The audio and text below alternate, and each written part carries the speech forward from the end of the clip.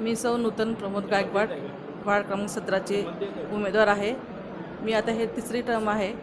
मी प्रभागातली खूप छान कामं केलेत, खूप सारे कामं केलेत। माझे मिस्टर माझे उपमहापौर होते आणि आम्ही पूर्ण गायकवाड फॅमिली समाजकार्य करतो, वार्डाचे सगळे विकास काम करतो।